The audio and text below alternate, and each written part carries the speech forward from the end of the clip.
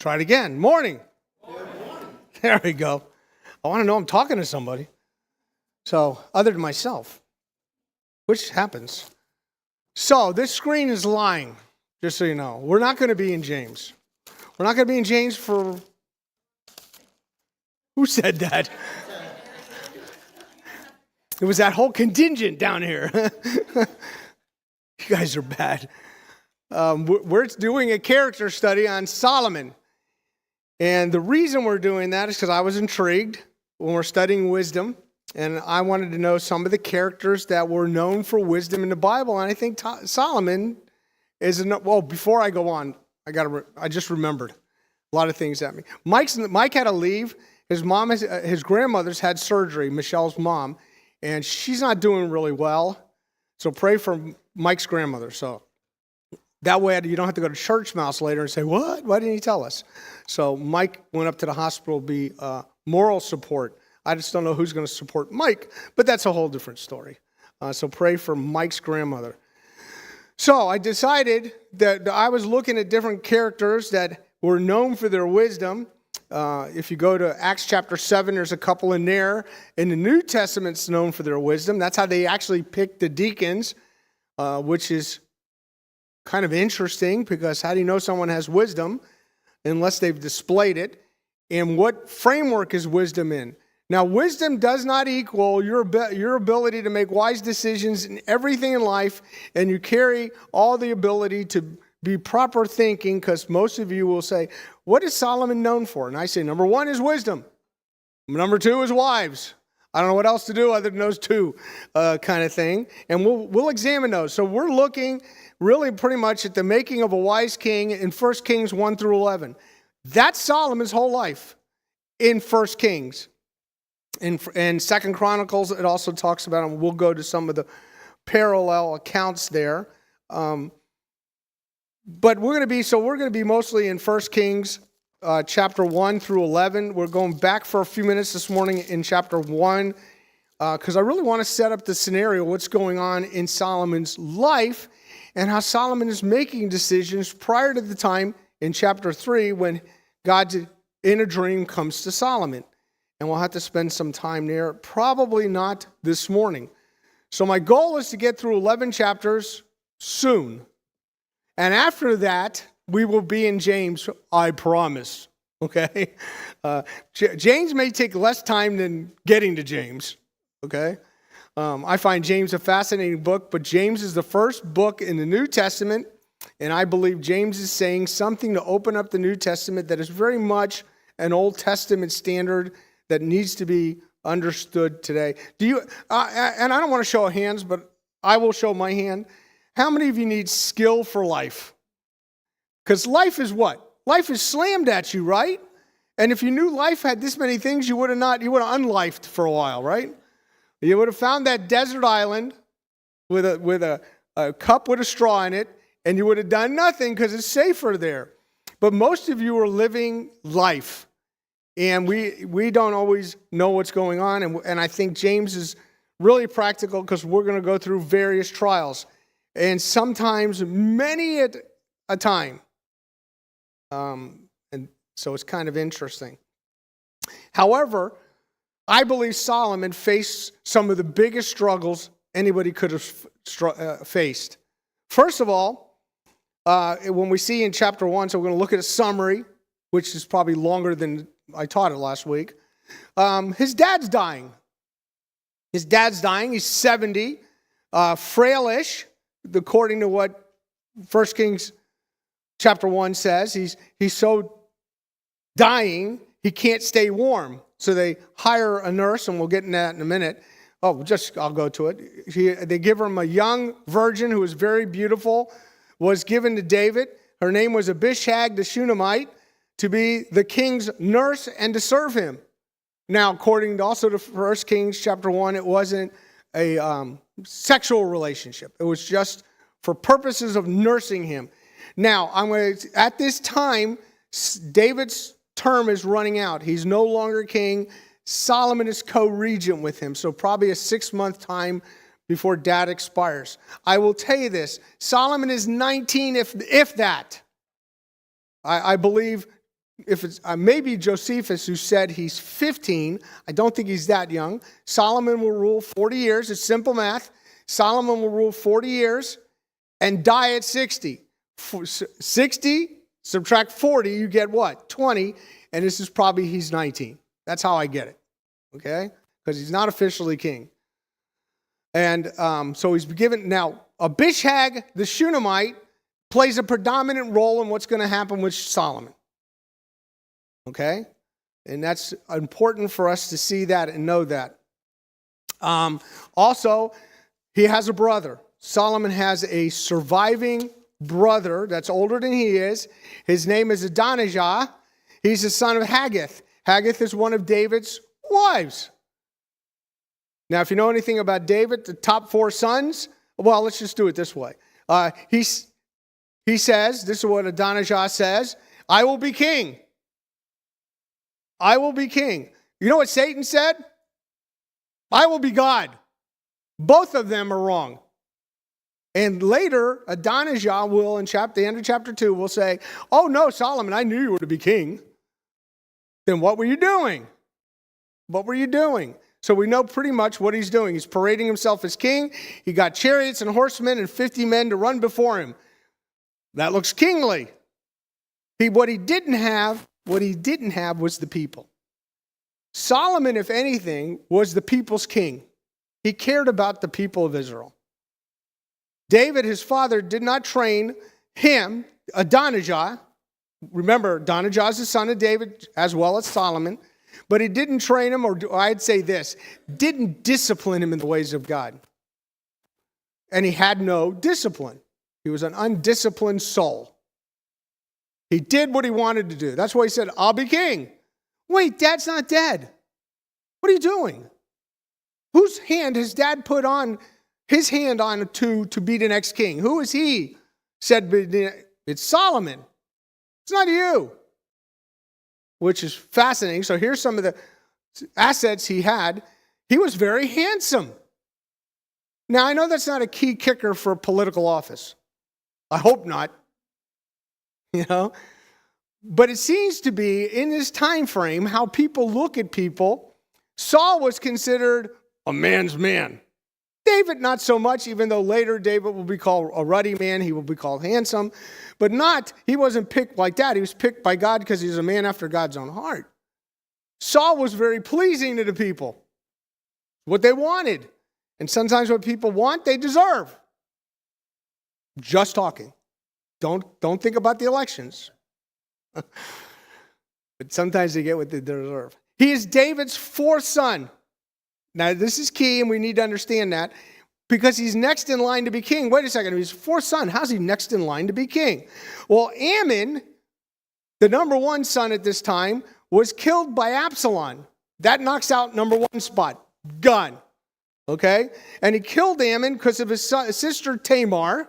And you can see that wonderful story as it unfolds in the book of 2 Samuel. Absalom, because what he did, Dad told Joab, his army leader, to go kill Absalom. That's 2 knocked out of the top 4. And Kileab, I have no clue. Kileab's mentioned, and then nothing. So he either went into obscurity, or he didn't matter, or didn't care. I have no clue. So according to that, Adonijah is next in line to be king, which you would think, rightly so. But that's not how God works. Was David next in line to be king? David was the last of Jesse's sons. Remember that whole scenario as it unfolded? David wasn't like, hey, he's number 1, and he is the man. He was a kid. He was a kid. It's interesting how God works through different people at a very young age. Think about that, guys and girls in the room that are young. What I find fascinating, though, every time you say Adonijah, do you know what you're saying? Because if you look at the first part of Adonai, it means, Adonai means what? Don't say God. It's close, but it's not it. It means who's got the word with the L? Lord. Bing. It means Lord. Jah means Yahweh. So from that you get, Adonijah means the Lord is Yahweh. Do you get the kind of tongue-in-cheek duh moment? Adonijah doesn't represent God at all, yet his name represents God in all. See how God does things? And somebody once said, God doesn't have a sense of humor. Oh, yeah, he does. He made us. He made us. Just think that one through. Adonijah will lead a rebellion to gain the throne. He's not doing the will of God. He's not submitting to the God's will. So this is what we have in this first chapter as it unfolds. It's fascinating how you see this idea of what's going on. And oops, he has this cast of main characters down here who sided with him. Joab became part of his militia. He was the head of the army.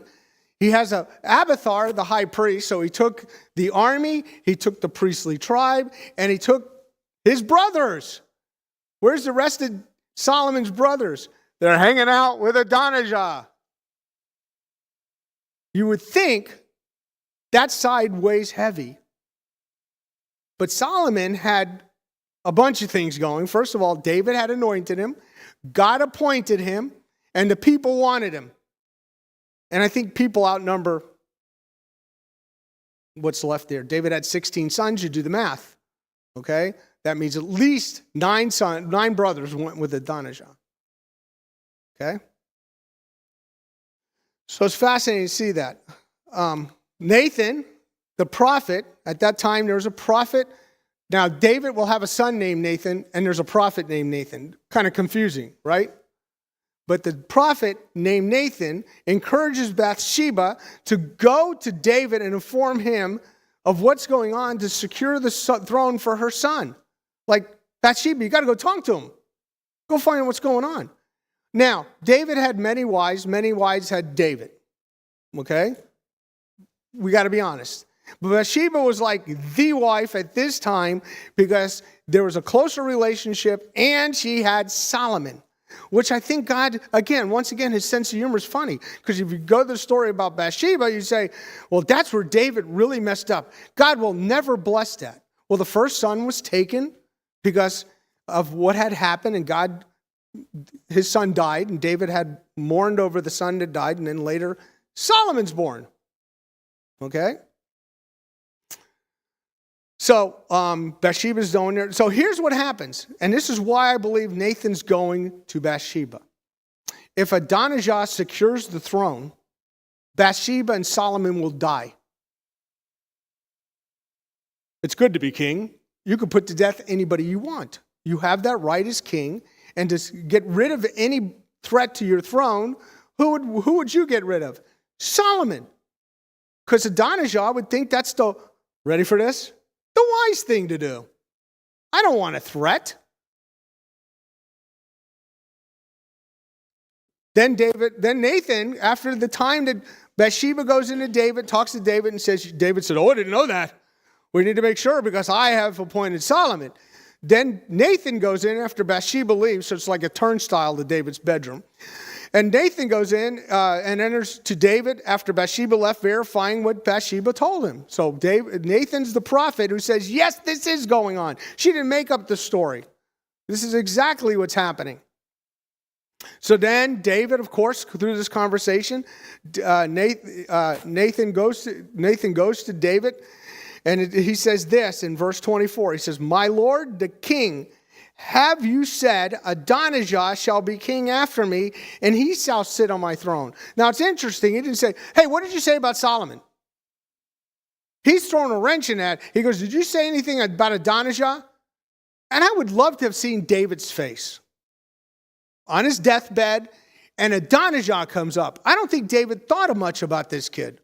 I don't know what his relationship... Now, I don't think David's up for Father of the Year. I'm going to be honest with you. So, and you've already seen that he didn't really discipline this son in the ways of the Lord, yet he does with Solomon, which is fascinating because we know that because if you read Solomon's writings, some of it mimics David's writings. How did he get that? So I believe Solomon was taught by David, but Adonijah not. And I could see David saying, who? Adonijah? No, I didn't say he'd be king. I didn't even know where he is. What is this kid? Now, we don't know the age difference between these kids, But I would say it's at least somewhat significant that they didn't have anything to do with each other. I had a friend of mine that I grew up with. Every one of his brothers, his next to brother was 10 years older than him. And that brother was 10 years, the next brother, the oldest brother, was 10 years older than he. So there's 10 years between each kid. So it was like, who was raising who? You know, I mean, I didn't have a kid for a playmate. I had a kid for a babysitter, you know. So usually when there's an age disparity, they're not playmates. They're not friends. There's also have problems with their different mothers, which were in different places more than likely. So David's response to Bathsheba comes in verses 29 and 30, and he says, now she's entered back in the picture, so David responds to Bathsheba, Solomon shall be king after me. Solomon shall be king after me. And I think that's interesting how we're coming to a close of chapter 1, and this is what's going on. Then Adonijah submits to Solomon, and Solomon gives Adonijah an ultimatum. And the ultimatum is basically this at the end of chapter 1. Let's just go to 1 Kings chapter 1. We're going to read verse 49.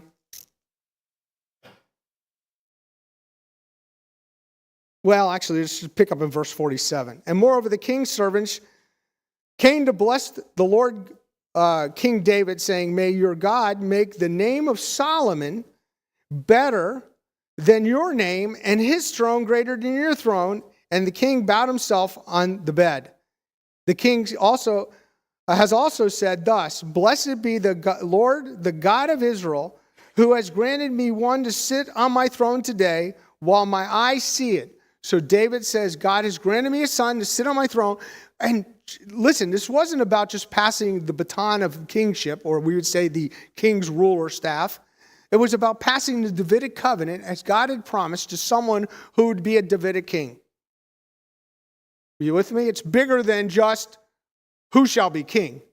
It had to pass the gauntlet of the Davidic covenant to someone who can exemplify the Davidic covenant. And it even says the blessing that's here is his name would be greater than David's. I don't think it made it that far, but it's a pretty big idea that Solomon holds. And then it says, then all the guests of Adonijah were terrified, and they rose, each one went his way. Why were they terrified? What did I say? If Adonijah got the throne, heads would roll. If Solomon does have the throne and will obtain the throne shortly after David's passing on, who would die? Well, we had a list up there. 50 people that followed him, Joab, which is interesting. Just think of Joab, Abiathar. Well, we'll see this in a few moments. These people would die. Verse 50 said, Adonijah was afraid of Solomon. And he rose, went and took hold of the horns of the altar. So he's going to a place that we would call, anybody ever played hide and seek? And we go to a place of safety. What was it called? Home base. Or just home, because home base is, never mind. Can't miss games. It's not baseball. But he'd go to a place of safety. So if you reached on the altar, you were asking for forgiveness. You were asking for a place of sanctity, that you were safe. Place of safety and security. And now it was told Solomon, saying, behold, Adonijah is afraid of King Solomon, for behold, he has taken hold of the horns of the altar, saying, let Solomon swear to me today that he will not put his servant to death with the sword. So he's expecting, what was it called? Head amputation. Okay? Solomon said, this is what Solomon says, it will be worthy, if he will be a worthy man. That means Adonijah had a chance to change his ways. Because he's not a worthy man at this point, is he? It says if he will be worthy, not one of his hairs will fall to the ground. That means if he's worthy and shows his worthiness by what? Well, number one, serving the king. Finding your rightful place in the administration. Falling in step. Being godly. How are we doing so far in the checklist? All he has to do is what? Do that and he'll be safe. Then it says, but, I always find that funny. My husband's great, but, every husband in the room goes, oh, I don't want to hear what comes after because I was a good husband, but, the but kills me. It just destroys me. But if he'd take the trash out more, he'd be better. Wait a minute. I didn't know that was qualifications for the job. But, this is important, but if wickedness is found in him, he will die. Solomon's going to get rid of what? The wickedness. He doesn't want wickedness in his rule. Is that pretty wise to you? It's a good way to rule. You don't want threats to the throne every time you turn around. And Solomon's got to, peek around every corner, see where this guy's at, because he's wicked. So King Solomon sent, and they brought him down from the altar, and he came and prostrated himself before King Solomon, and Solomon said to him, "Go home. Go home." That's a different way of saying, you're forgiven. Let's move on. Keep the stipulations in the contract. Just go home. That means that don't come into this kingdom. Don't rule in this place. Don't have anything to do with it. Just go home. Sounds pretty good. The problem is, Solomon has showed wisdom in the midst of this crisis, allowing him to return home and prove himself. But Solomon doesn't let him go. Solomon's going to watch him, and won't be long that we see his demise that's going on. Okay. So let's go to chapter 2. See how fast we went through that? Only an hour.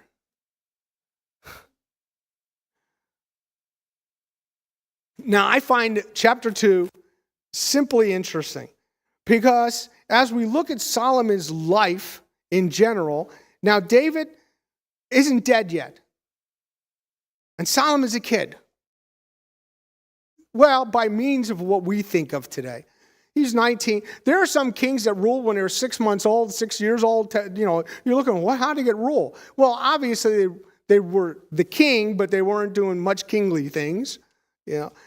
So Solomon is not king, but he's ready to be king. He's been nurtured by David. He's been appointed by David, anointed by God. And chapter 2 opens up. It's going to open up with the idea of a stress on the new king was to be obedient to the will of God. I would think the easiest elections we would ever have. If somebody would say, my number one stand as a politician, I want to be obedient to the will of God. I don't know, many of you could even go in there and color the little box. You're so nervous going, really? Really? Really? Can I double vote? Unless you're in Georgia. Sorry. Sorry. I don't know if that happened, but it sounded funny in my head. But if you think about it for a minute, how many people that lead in your life and lead in the realm of things publicly would you love for them to say, I will be obedient to the will of God?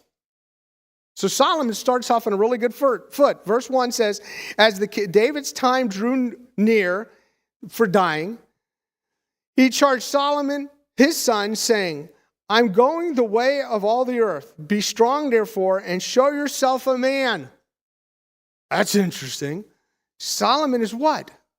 If anything, we're going to use the number 19. And it says, be a man. Okay.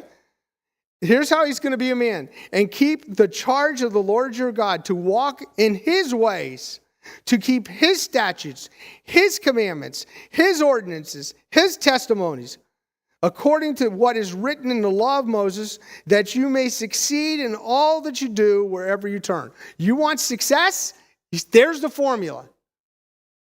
How's that a formula for success? It's fantastic to see this.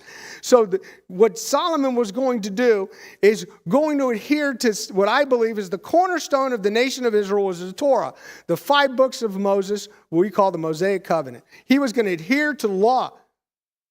He was going to submit to God's rule over him so he could rule God's people. Isn't that cool? I think it is. I think it's fantastic. This is what David was saying to him. But it's again, fascinating as we go back to verse 2. He says, show yourself to be a man. What it actually says in the Hebrew is, become a man. Man up. Things are going to be thrown at you, and you've got to man up. You no longer could be David's kid. You got to be the king. And you got to be a king and be man. Can't do those kid things anymore. You can't depend on David. David's leaving. You got to call the ball yourself. You've got to rule this nation. And how does the rule of this nation begin? With their contract with God.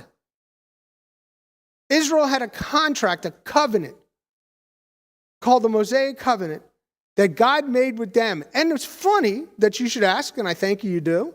In Exodus 19, they said, all these things we will do. And then went on to do none of them for a while. And then there's another time period where they said, yeah, we'll do these things. And there was periods of time that Israel was submissive to the law of God. But as other nations looked at Israel, they were different. They had different things. They had what we would call the royal priesthood. They had the tabernacle, the offerings, things that were going on, a different dietary thing. They ate different. They looked different. They did things differently.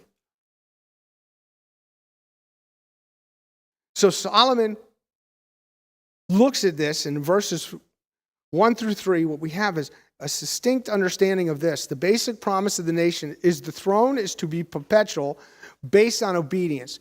The throne of David was perpetual, but it was also based on obedience. And I wrote in there, today the throne is vacated due to disobedience, but Jesus is coming. Now let me explain to you this disobedience-obedience thing. It's simply this. David and Solomon were obedient to God and his word and submitted to it. After that, there's chaos. There's chaos. And after Solomon's time, right after Solomon, and Solomon was told that his nation would be divided amongst his son, Rehoboam, and the general, Jeroboam. And Jeroboam took 10 tribes, went north, called Israel. Rehoboam had the tribe of Judah, the standing tribe of kings, and Benjamin. That's what he had. And that's how Israel went until the Assyrian captivity, when the northern kingdoms went into... And not a king of the northern kingdom was a good king. Every one of them, most of them would be king by killing the guy before them. So it was like, you want to be king? Assassinate the guy. But be careful, because when you become king, somebody's going to come hunting for you. So that's kind of the kings, in the synopsis of the history of the kings of the north is, you're going to die, you know? The kings of the south, the southern kingdom, which is called Judah, after its largest tribe, these were all Davidic kings. Every one of these came out of the line of David. David was their father. And there's places, as we go through the kings, they did like David, they were righteous, and they didn't do like David, they were not good, or they had a heart like David, or didn't have a heart like David. Nothing is said like that about Solomon other than Solomon is Solomon. And we know what Solomon is like through his writings, so on and so forth. But it's important to see that when we go here, now, we haven't got to verse 4, but read verse 4 with me. So, okay, the perpetual line. Let me go back. Let me finish my thought. So the line from Solomon to Jesus is not perpetual. They were in disobedience. We know that because the kingdom was divided. To be a perpetual king of Israel, the kingdom has to be united. They're going to be king over 12 tribes. No one from the time of Solomon to the coming of Jesus Christ has ruled over 12 tribes. And if you look at this, the last king in David's line through Solomon was cursed. No one else can sit that's from his family, that branch, can sit on the throne. And we see that because one of the genealogies of Jesus goes to that king. And that was Joseph's line. Joseph had right to sit on the throne, Jesus' earthly dad, but he couldn't because his line was cursed. His line was cursed. Mary came from the son of David called Nathan, the son now, Nathan, not the prophet. And that line's not cursed. So when Jesus Christ comes, not born of a male, born from the Holy Spirit, Jesus Christ will come and rule and reign because he is from the line of David, uncursed, and he will rule over what? A united Israel, because he's going to gather them from the four corners of the earth. So I'm going to do a selfless plug. On Wednesday night, this Wednesday night, we start the importance of Israel. A whole study on the importance of Israel. That's a good plug for it. You can see how important it is because Jesus is coming. The story's not over. I'm waiting for that Paul Harvey moment where you're going to get the rest of the story. I know how it unfolds. I read the Bible. But I want to see what happens, because in the midst of all the craziness going on in this world, and if you don't think it's crazy, wait till tomorrow's news. That doesn't fit you, wait till next week's news. There's craziness going on in this world. Just absolute ludicrousy. Because why? Nobody cares about God's word. They care about their word and what feels good and what seems right. And we don't want to hurt anybody. God forbid we read a Bible verse that says God doesn't, like some of these things you're doing. There's sin. Stop doing these things. And we say, we can't say that. We don't want to hurt anybody's feelings. I want to be godly. I want to see what God has to say. And I don't think God loves sin a whole lot. He loved it so much that he had to send his son to die for the sins of the world. No, that wasn't a good feeling. But that's what God did. Which is, again, fascinating. Look at some of these things, because Jesus is coming.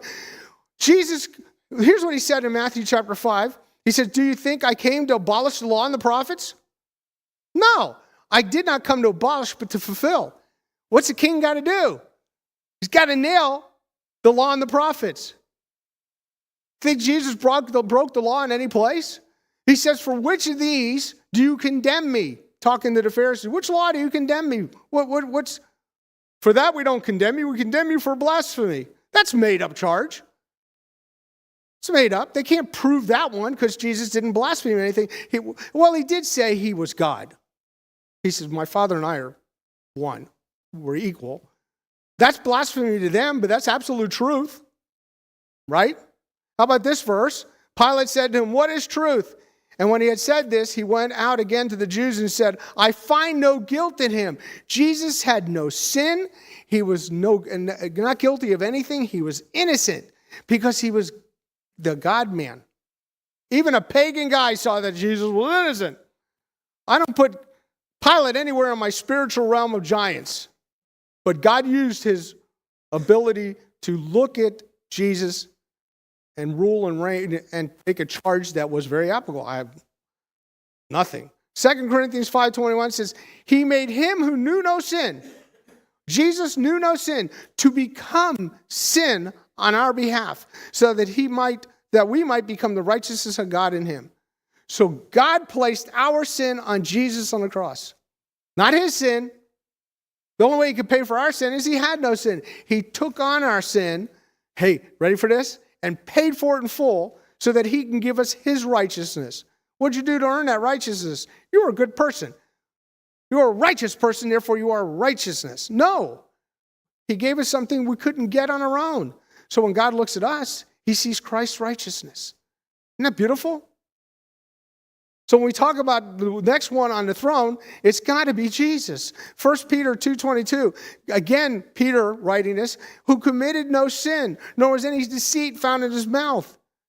Jesus was truth, the whole truth. He never lied about anything. There was no deceit. He wasn't doing anything maliciously. He was open and public. That's my next king, right? So only Jesus is the next one on the throne. And here's how it's established. We've got to establish someone came from the line of Judah, the tribe of David.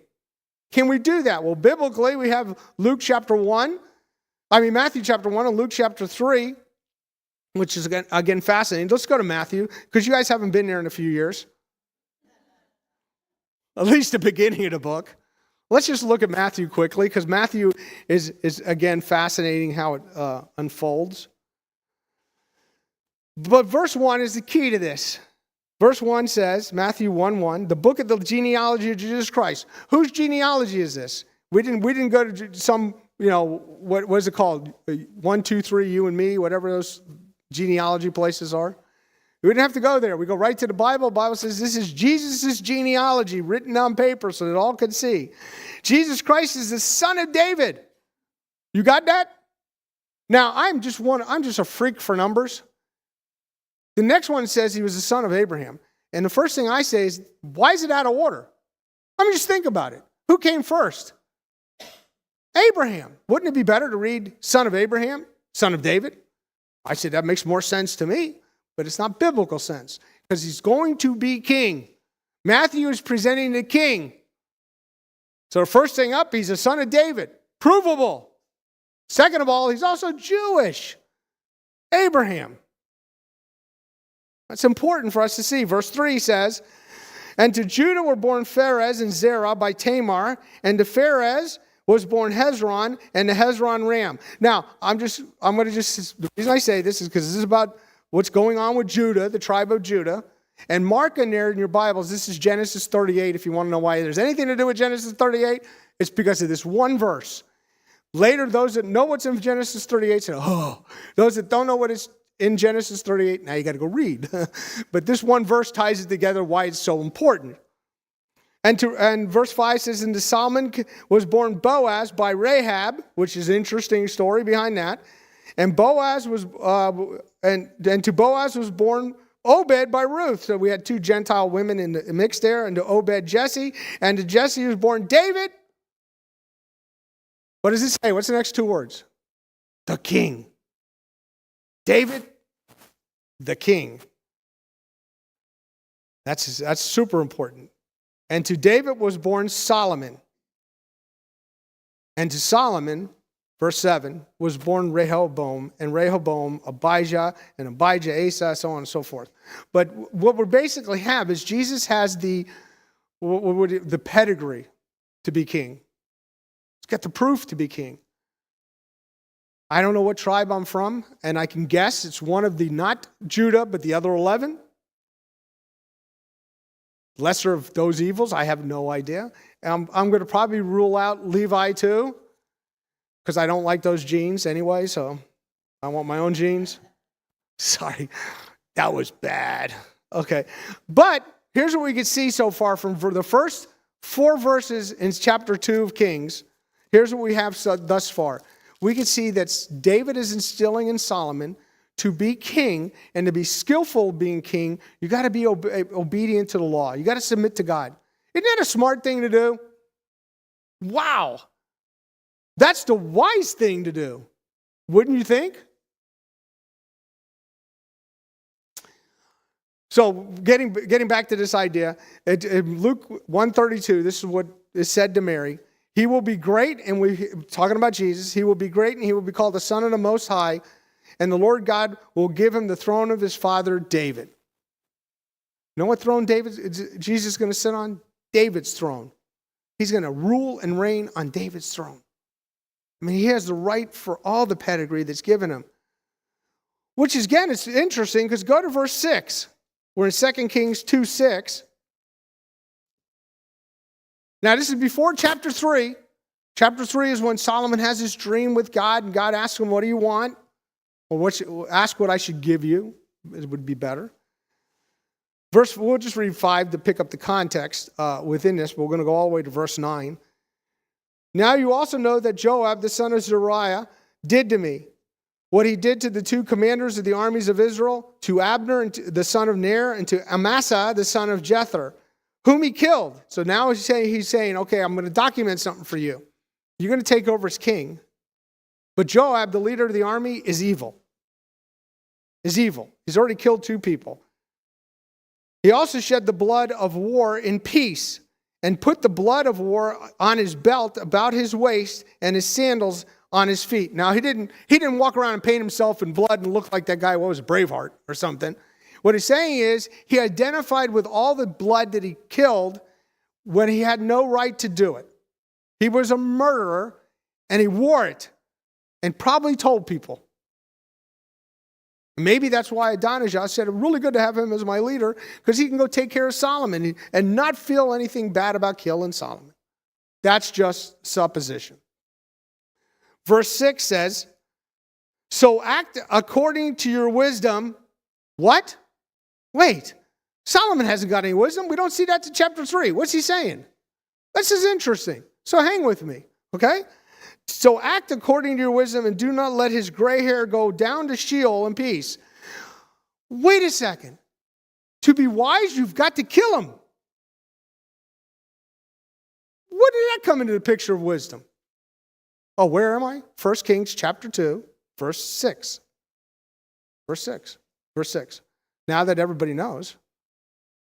Sorry. I wasn't doing this in stealth. I'm in verse 6.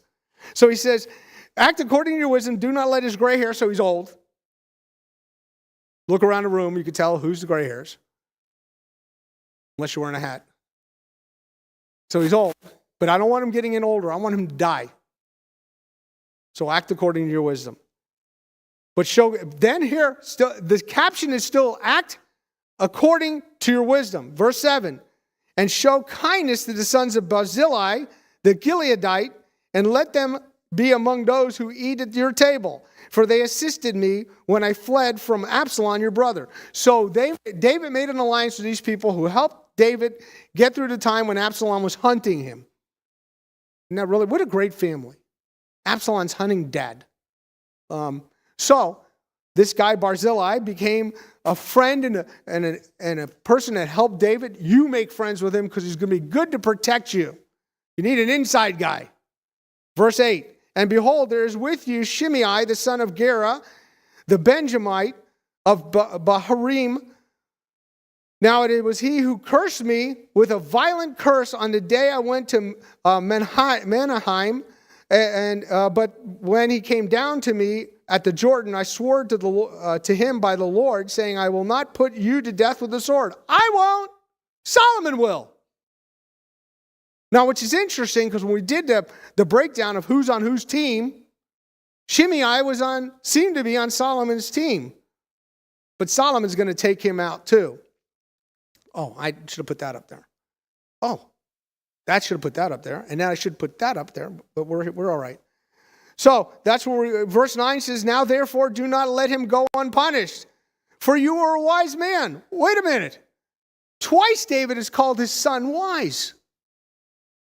How can we grade Solomon's wisdom? How would we find out how wise he is? Well, he's godly. He's going to obey God's Mosaic law to be king. He's going to rule justly and get rid of the vermin. He's going to clean house. Now, I don't know about you all. That's not like a stipulation for many things, but he's going to clean house. And that's kind of an interesting thing as we have. So Solomon sat on the throne of David, his father, and his kingdom was firmly established in verse 12. Well, let's just get past 10 and 11 where David dies. Then David slept with his fathers and was buried in the city of David. And the days that David reigned over Israel was 40 years. 7 years he reigned in Hebron. 33 years he reigned in Jerusalem. And Solomon sat on the throne of David his father, and his kingdom was firmly established. How is it firmly established? What does that even mean? He would reign 40 years like his father did. He would reign in Jerusalem.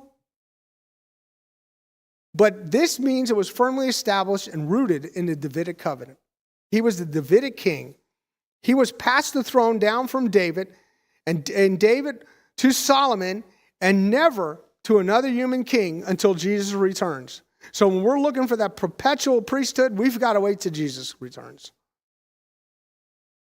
So listen, thus far, we're in verse 12. And we've seen Solomon display wisdom, allowing Adonijah to live, even though he gave him a stipulation. He was showing a little what? We would call that grace.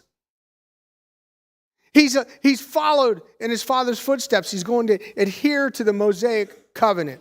He's going to rule and reign the people through a godly disposition. He's going to destroy the wickedness that is in his nation. When he does ask God for something, and we'll look at it probably next week, he's going to say, help me discern good and evil. What is right and wrong? Because I've got to extinguish these guys and I've got to do it properly. And I've got to disseminate judgment. I want to do it in a proper manner to this nation. But his dad's already told him what to do. Look at 1 Samuel 20, verse 31. For as long as the son of Jesse lives on earth, neither you nor your kingdom will be established. Therefore send and bring him to me, for he must surely die. So again, what's happening is Saul is getting rid of Jesse's son. And he says, what? I don't want your kingdom established. How do we get rid of it? Wipe them out. You want to get rid of the Davidic kings? Wipe out the line. How many times can you see within the unfolding of the Judean kings that they're almost wiped out? Which is kind of satanic, One kid had to be hidden. They had to hide him because why? They would wipe. That would it. The last one, the last link, wipe him out. And you would think, where's Jesus' children? Did Jesus marry, have children? I know some of these stupid liberal garbage things say Jesus got married, which is as heretical as can be. Jesus didn't get married because he doesn't have to have any descendants. He's it. Bingo. It stops with him.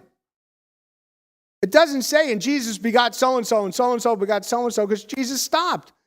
He didn't need to produce a descendant. He is it.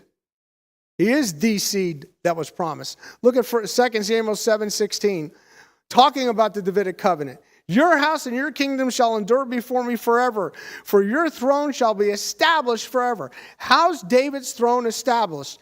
He has a son on the throne. So when we look at Solomon, that's it. It comes crashing down after this. Now you can talk later, and we'll probably address it. Solomon's wives, Solomon's being a kind of like a mediocre dad.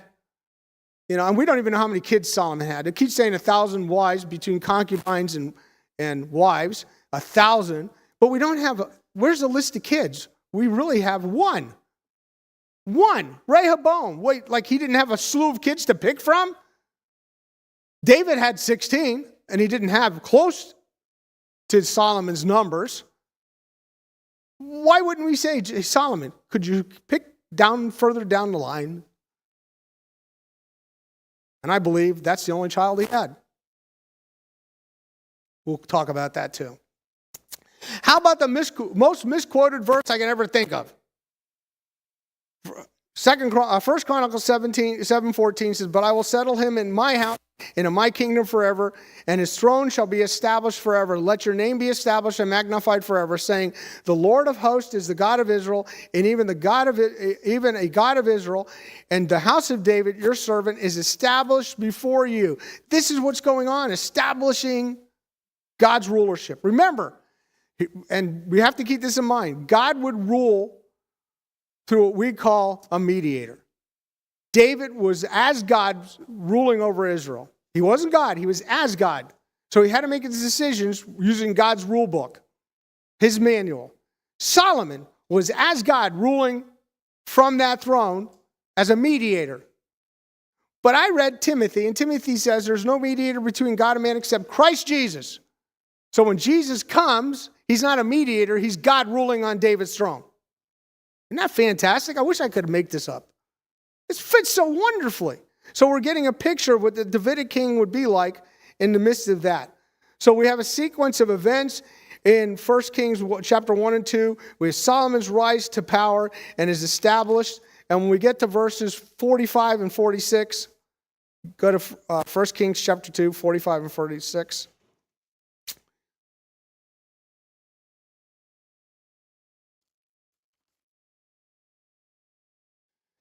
It says, but Solomon shall be blessed, and the throne of David shall be established before the king, the Lord forever. So the king commanded Benaiah the son of Jehoiada.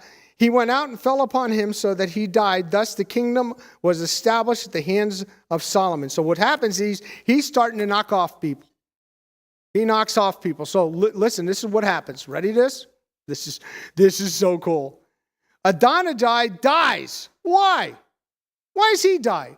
Because at the end of chapter 1, Solomon had extended him grace. However, in verses 13 through 18, what we didn't read, is Adonijah, however, made another threat to the throne. He wasn't done. He couldn't stay and go home and read the paper and watch sports. He still wanted to be king. He still wanted to be king. So he goes and he asks Bathsheba, remember I said this lady plays an important role, for Bishag the Shunammite.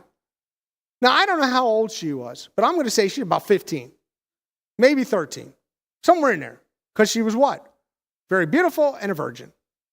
It's given she's young, okay? But he wanted her for a wife. And it says she was beautiful, very beautiful, a virgin, probably under 15, and she was David's nurse. Now, here's what listen, this is so important. Here's what he's asking for. He's asking for the kingship. He's asking Bathsheba to pass him the kingship. Wait a second. It's just some concubine. No. That's not how it works. First of all maidens of David's were to be passed to Solomon. Adonijah overstepped and bypassed Solomon to go to his mother to ask for Abishag. Adonijah dies because he took his threat to the throne. I don't know what that is. When he dies, the threat to the throne is gone. Gone. Listen, it is so important that you understand this and get this. Solomon was going to rule and firmly establish his kingship, and people die. It wasn't arbitrarily. He had done something that we call insurrection. I want David's last. I want to have what David had. And by asking for that, he was really asking for David's harem, which was already Solomon's. He was king. Leon Wood says this, who was a historian. Custom of the day required that a man's concubines would become part of the inheritance of his heir, which is kind of interesting. I never thought of putting that in my will. What son shall get my harem? All the guys are looking at me. Never mind. It is possible that Solomon's suspicions concerning his brother's true intentions were correct. Again, Solomon is showing wisdom in motion. In motion, not and motion. In motion. For Adonijah believed he held favor of the people, a condition essential to one who does upsert rulership. Solomon follows, taking the life of both Joab and Shimei and banishing Abiathar the priest to a private land in Anathoth. Now here's what happens. Ready for this? I showed you this chart when we started this. Who's on what side? Who's going to submit to God's will? So Solomon's team is all intact except Shimei jumped ship and David said get rid of him. So even one of his own guys, Solomon got rid of. Done. No problem.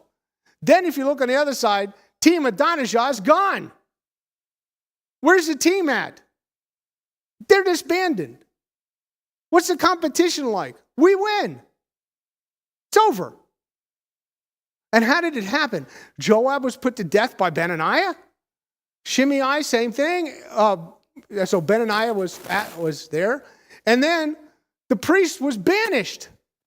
I don't know where Anathoth is, but I'm going to say there wasn't a whole lot there and you can't come back. Just so you know, one of the things Solomon established in Israel was fantastic security. You think the Iron Dome something? Solomon invented that. He had so much peace, ready for this? Because he incorporated land given through marriage. We're going to see next week his first wife is Egyptian. You say, oh, that's wrong. I don't think it's wrong. I think it's godly. She might even be the woman he wrote about in Song of Solomon.